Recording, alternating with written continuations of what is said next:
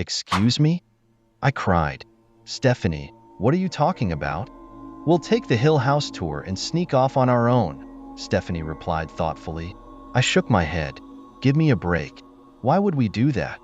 Stephanie's face seemed to glow, floating by itself in the tree trunk. We'll sneak off on our own to search for the ghost head. I stared back at her. You're kidding, right?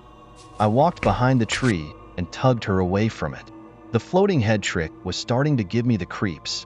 No, Duane, I'm not kidding, she replied, shoving me away. We need a challenge. We need something new. Prowling around the neighborhood, terrifying everyone we know, that's just kid stuff.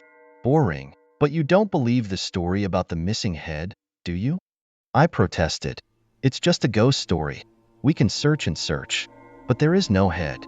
It's all a story they made up for the tourists. Stephanie narrowed her eyes at me. I think you're scared, Duane. Huh? Me? My voice got pretty shrill. A cloud rolled over the moon, making my front yard even darker. A chill ran down my back. I pulled my jacket around me tighter. I'm not afraid to sneak off from the tour and search Hill House on our own, I told Stephanie. I just think it's a big waste of time. Duane, you're shivering, she teased. Shivering with fright? I am not. I screamed.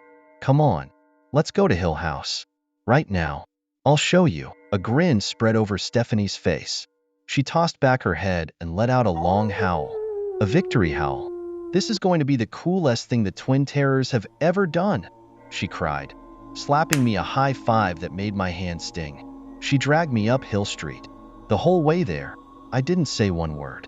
Was I afraid? Maybe a little. We climbed the steep, weed-choked hill and stood before the front steps of Hill House. The old house looked even bigger at night, 3 stories tall, with turrets and balconies and dozens of windows, all dark and shuttered. All the houses in our neighborhood are brick or clapboard. Hill House is the only one made out of stone slabs, dark gray slabs. I always have to hold my breath when I stand close to Hill House. The stone is covered with a blanket of thick green moss, 200 years of it, putrid, moldy moss that doesn't exactly smell like a flower garden. I peered up at the round turret that stretched to the purple sky. A gargoyle, carved in stone, perched at the very top. It grinned down at us, as if challenging us to go inside. My knees suddenly felt weak. The house stood in total darkness, except for a single candle over the front doorway. But the tours were still going on. The last tour left at 10:30 every night. The guide said the late tours were the best time to see a ghost. I read the sign etched in stone beside the door. Enter Hill House, and your life will be changed. Forever.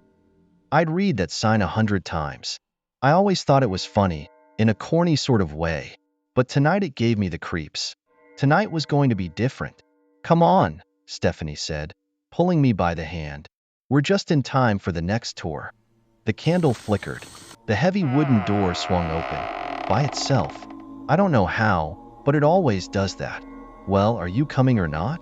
Stephanie demanded, stepping into the dark entryway. Coming, I gulped.